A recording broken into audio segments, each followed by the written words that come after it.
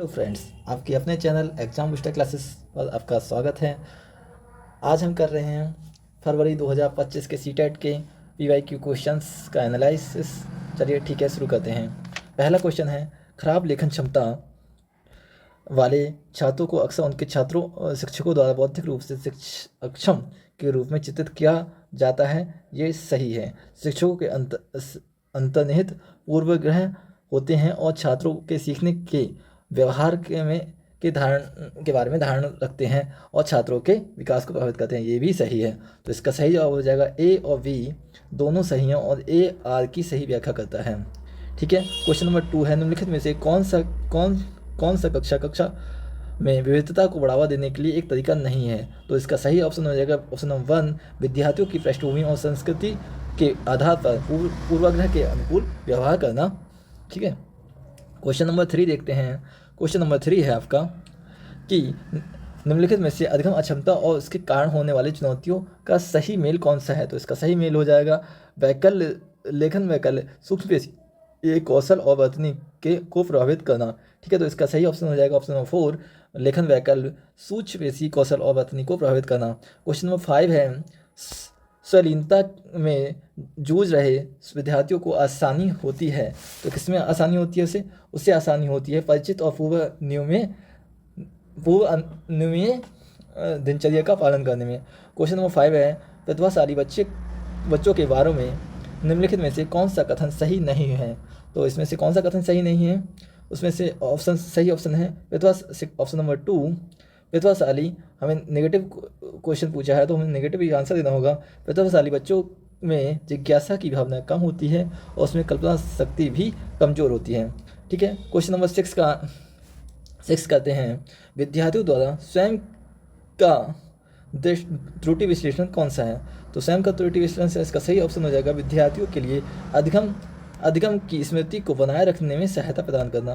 तो इसका option number 2 second सही हो जाएगा। अब करते हैं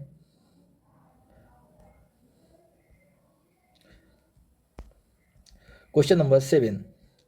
क्वेश्चन नंबर 7 कह रहा है कि घोषणात्मक ज्ञान और प्रतिक्रियात्मक ज्ञान के संबंध में निम्नलिखित में से कौन सा कथन सही है। तो इसमें से कौन सा कथन सही है, इसमें से ऑप्शन नंबर फर्स्ट सही है कि क्रियात्मक ज्ञान आमतौर पर कार्यविधि उन्मुक्त होते हैं। क्वेश्चन नंबर 8 है, जिन विषय वस्तुओं को मौजूदा संज्ञानात्मक संरचनाओं के विस्तार और संशोधन की आवश्यकता होती है उन्हें सीखने में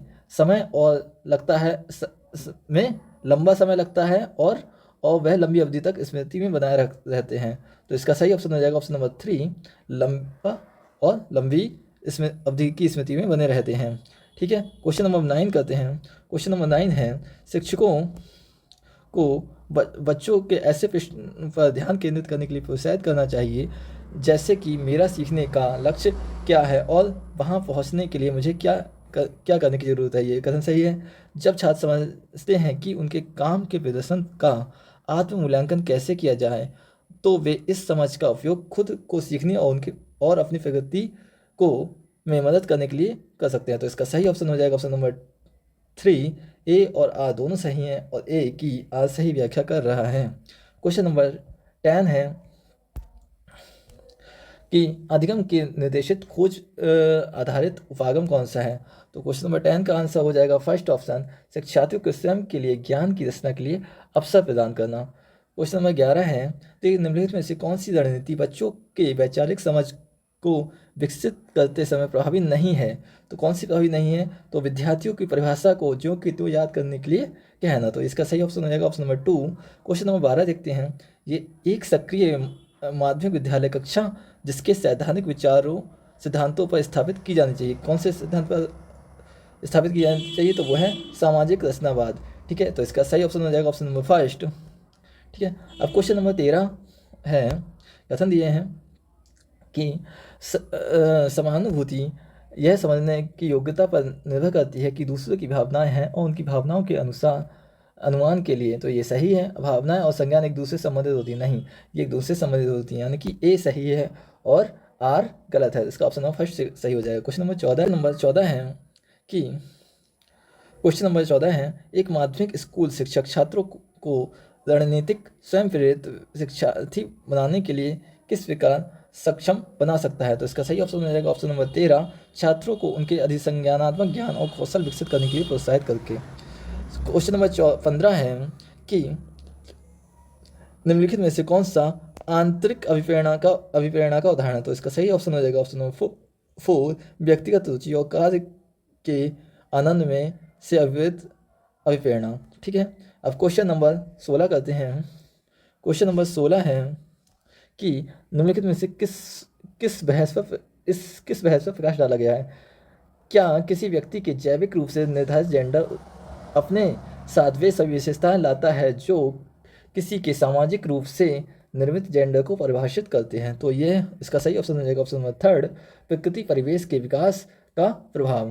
क्वेश्चन नंबर 17 है कि एक के दौरान कौन सी अवस्था के दौरान एक प्रमुख विकासात्मक कार्य व्यक्तिगत यौन और व्यावसायिक पहचान की खोज है? तो इसका ऑप्शन हो जाएगा फर्स्ट, किशोर अवस्था।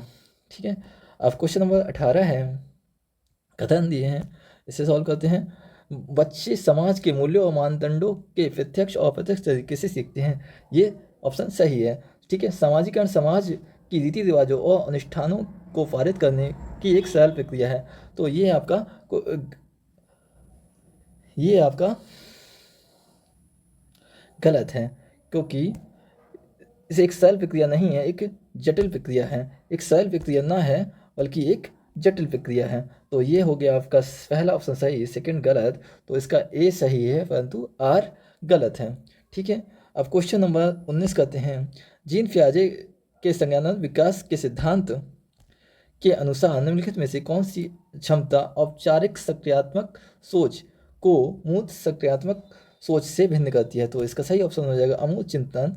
ठीक है, क्वेश्चन नंबर 20 है कि जीन पियाजे के महत्वपूर्ण आलोचक हैं। जीन पियाजे की एक महत्वपूर्ण आलोचना है कि वह विकास पर किसके प्रभाव को पर्याप्त रूप से विचार करने में विफल थे? तो किसके प्रभाव पर पर्याप्त रूप से विफल थे? तो उसका सही ऑप्शन हो जाएगा ऑप्शन नंबर 4, संस्कृति या कल्चर।